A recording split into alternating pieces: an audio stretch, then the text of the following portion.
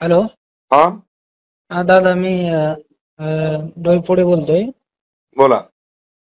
इथं आम्ही हॉस्पिटलमध्ये होतो, जीवन मध्ये. आता पप्पांची डेथ झाली, 15 दिवसांपासून ऍडमिट होतो. कुठलचे आहेत तुम्ही? आम्ही सेलू तालुका, ब्राह्मणगाव. बर. पप्पांना एक 15 दिवसापूर्वी केलं ऍडमिट. हम्म. तर आतापर्यंत 6-7 लाख रुपये भरले आम्ही. हम्म. तर आता ते डेथ म्हणून घोषित केलं त्यांनी. अगोदर काहीच सांगितलं नाही. अगोदर म्हटले होणार आहे, रिकव्हर होणार आहे. हम्म. तर सध्या त्यांनी डेथ म्हणून घोषित केले. सकाळी म्हटले जास्त झालं, आणि आता हा. आम्हाला कळलं की डेथ झाली. अच्छा. हा. आता किती पैसे बाकी आहेत? आता 1.5 लाख रुपये बाकी आहेत. तर बॉडी काय सोडत नाहीयेत. तुम्ही आतापर्यंत किती दिले पैसे? आतापर्यंत 6-6.5 लाख रुपये दिलेत त्यांना. मेडिकलचे हॉस्पिटलचे किती दिले?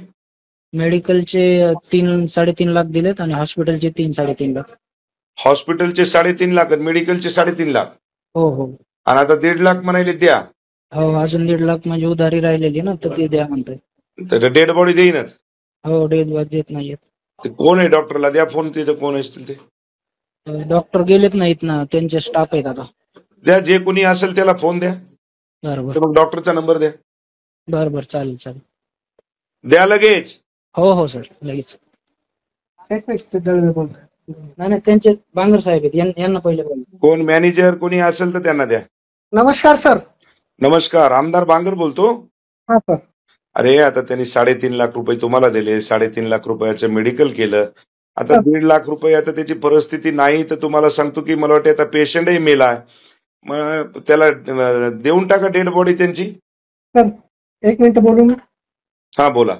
त्यांचं फार्मसीचं बिल आहे टोटल 2,29,000. हा. ते ऑलरेडी डिस्काउंटेड बिल आहे. बरं. 2,29,000. हा. त्याच्यापैकी 1,55 त्यांनी भरलेले आहेत. बरं. आणि त्यांचे 74 बाकी आहेत. बर. आणि हॉस्पिटलचं जे आहे ते टोटल बिल आहे 3,95,000. त्याच्यापैकी त्यांनी 3,22,000 भरलेले आहेत. बर. तर आता काय की फार्मसीचं जे आहे ते स्वतः आम्ही सुद्धा परचेस करतो. ऑलरेडी सगळी बिलं त्यांच्या समोर आहेत, जे की डिस्काउंटेड करून दिलेली आहेत सरांच्या सांगण्यावर. स्पेशल त्यांना वेगळं अलग एक्स्ट्रा डिस्काउंट करून पण आता माझी तुम्हाला एक रिक्वेस्ट आहे. आता पेशंट गेलाय, आता 3,22,000, आणि इकडे त्यांनी ते तुम्हाला किती दिले म्हणले? 3,22 भरलेले आहेत. हा, 3,22 हॉस्पिटलला भरले, आणि इकडं भरलेले आहेत 1,55. 1,55. 3,22 म्हणजे 4,22, 4,22, 55, 60, 65, 70, 75, म्हणजे 4,77,000 रुपये भरले. तर आता बाबा बाकीचे तेवढे काय जे काय एखादा लाख रुपये आहे तर बाबा जाऊ द्या, सोडून द्या, कारण की पेशंट गेलाय. सर, त्यांनी फार्मसीचं भरावं. मी इकडच्या डॉक्टर साहेबांना परत एकदा बोलतो. किती आहे फार्मसीचं तुमचं? 74. अहो आता ध्यानात ठेवा. आपण तुम्हाला सांगतो, तुम्ही 100 रुपयाच्या जर कमी लावली असेल ना, मी तुमच्या घरी पाणी भरतो.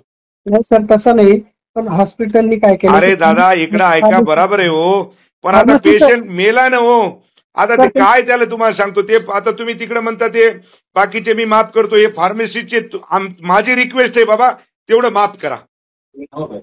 करा तेवढं, द्या ते पेशंट सोडून. फार्मसीचं त्यांना भरायला सांगा प्लीज. नाही, पैसे नाहीत दादा आता त्यांच्याकडे. तुम्हाला हात जोडून विनंती आहे, सोडून द्या पेशंट.